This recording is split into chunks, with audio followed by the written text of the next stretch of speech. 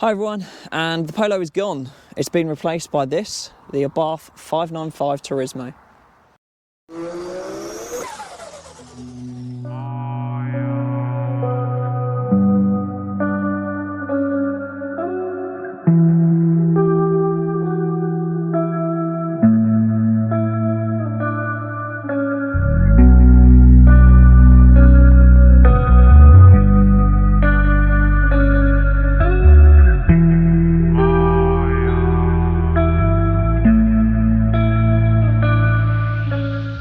So yes, the Abarth 595 is the replacement for the Polo.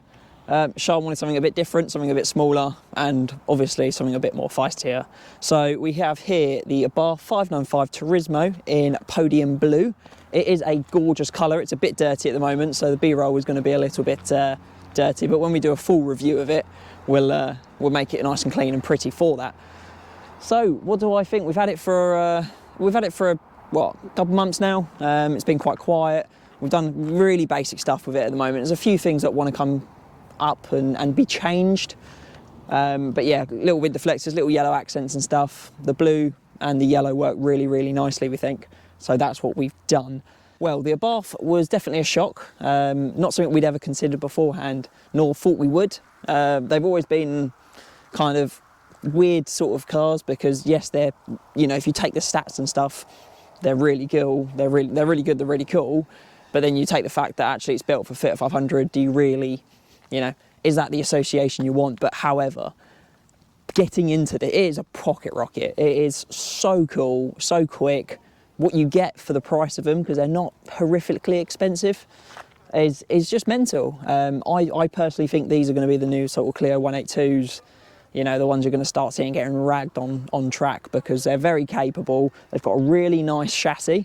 They hold corners really well. And the engine, the 1.4 T-Jet, very tunable. We've seen videos of people with these up to 300 brake horsepower.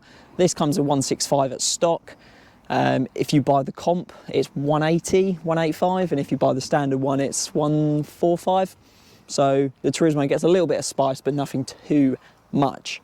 We're going to do a full review of this, but we just wanted to kind of, first of all, show you what we got. Second of all, the Polo is gone, unfortunately. The Polo was a great car, absolutely fantastic, super efficient, really good for getting things around, just very pricey for what it was, and the finance deal for that was coming up, so we thought, you know what, let's try something a bit different. And Sean is an absolute menace in it. If you've stumbled across the channel because you saw the Abarth piece and you're like, oh, I've got one of them, what do you think about the Abarth? What's your opinion on it? Have you ever driven one? And if you've got one, what mods would you recommend? Like we said, we've got a few things planned for it, but we're really open to ideas.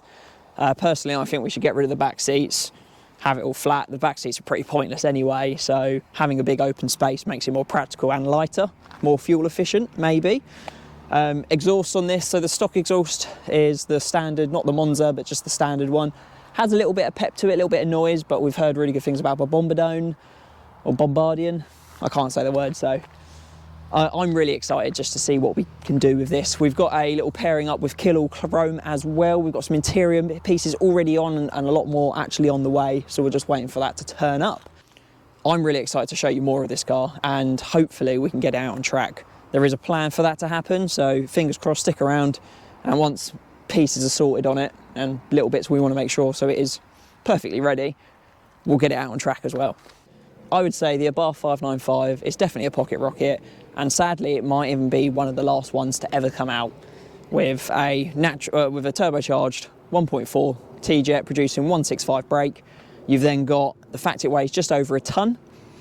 Oh, they're so good. They're so good. This has got the automatic gearbox, which it's a semi-automatic sequential, so you can definitely feel the gear shifts. When it's in sport mode and you're hoovering it, it's actually really quite nice. You can feel it, you know, changing gear. It'll do what you want it to do, especially when you're telling it to with the flappy paddles. General day-to-day driving, it's a bit clunky. Comparing it to the Polo, which had obviously the 7-speed DSG, it's like comparing apples and oranges. It's not fair to compare, but the DSG gearbox is amazing. I love this car. I think it's so cool. It's really sporty, really fun. And it's small and you can nip it around and it handles corners really, really well. It's got adjustable suspension on the rear. I'm really excited to see what we do with this car, and if you are as well, please make sure you like, comment, rate and subscribe, and stick around to see what comes up next.